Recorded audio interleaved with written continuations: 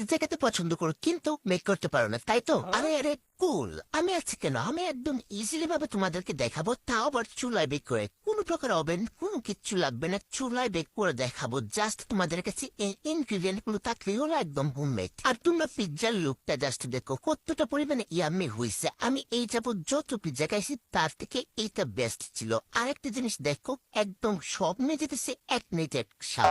সবার প্রথমে এরকম একটা বুঝতে মানে গামলার মধ্যে 2 কাপ পরিমাণে ময়দা, 1.5 চামচ পরিমাণে ইস্ট, এর থেকে বেশি দিতে যাবে না। তারপর হচ্ছে 2 চামচ পরিমাণে চিনি, 2 চামচ পরিমাণে গুঁড়া দুধ, স্বাদ মতো পরিমাণে লবণ দিয়ে এই সবগুলো ইনগ্রিডিয়েন্টকে খুব ভালো করে মিক্স করে দিতে হবে, যাতে করে সবগুলো ইনগ্রিডিয়েন্ট খুব ভালো করে মিশে যায়। তারপর হচ্ছে 1 চামচ পরিমাণে তেল দিয়ে এই সবগুলো উপকরণকে মান দিতে হবে। যখন মুখ দিলে তলা বেঁধে যাবে আর চাপ দিলে একদম জোরজোড়া হয়ে যাবে, তখন বুঝতে হবে এটা একদম পারফেক্ট হয়েছে। তখন হালকা গরম পানি দিয়ে এটাকে সফট ডো তৈরি করে নিতে হবে। এই যে আমার ডো তৈরি, এখন এর উপর হালকা একটু তেল মেখে 20 মিনিটের জন্য রেস্ট রাখতে হবে। এদিকে আমি চিকেনটাকেও তৈরি করে নিব। প্রথমেই হচ্ছে প্যানের মধ্যে অল্প একটু তেলের মধ্যে চিকেনটাকে দিয়ে হালকা করে ভেজে নিতে হবে। তারপরে অল্প সয়া সস আর বড় কিছু মশলা যেমন মরিচ, হলুদ, ধনিয়া, জিরা এগুলো আর কি। তারপর হচ্ছে স্বাদ মতো পরিমাণে লবণ দিতে হবে।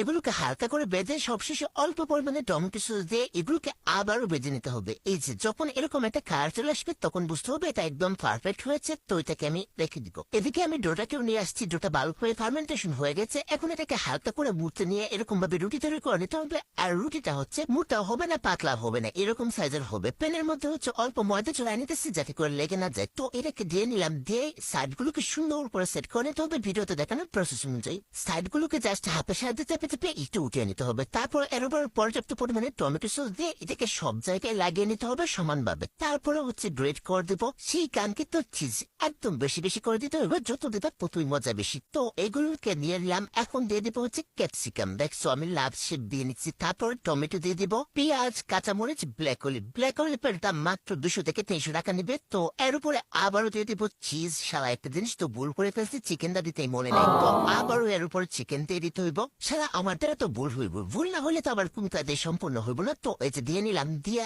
একদম হচ্ছে চুলায় হাই হিটে 12 মিনিট বেক করে নিয়েছি। আর বেক করার পরে দেখো তোমার সাইড গুলো দেখো কতটা পরিমাণে সফট হয়েছে। এরকম একদম তুলার মতো নরম হবে, একদম তোমরা যেরকম চাও ওইরকমই হবে। কিন্তু জীবনের প্রথমবার পিৎজা বেক করেছি, তাও আবার চুলায়, এতটা পরিমাণে পারফেক্ট হবে ওইটা আশা করি নেই। বাইরে আমার এক্সপেকটেশনের থেকে বেশি এটা পারফেক্ট হয়েছে। তো আমি এটাকে এখন কেটে নেব। কেটে নেওয়ার পরে তোমরা জাস্ট ফাইনাল লুকটা দেখো কতটা পরিমাণে ইয়াম্মি লাগছে। বাইরে আমি খাতার সাথে সাথেই তারা একদম হুমড়িকায় পড়ছে, তাদের নাকি এতটা পরিমাণে ভালো লাগছে। আমার জন্যই নেই, আমি মাত্র একটা স্লাইস পাইছি। এখন তোমরাই বুঝো যে একটা কিরকম হয়।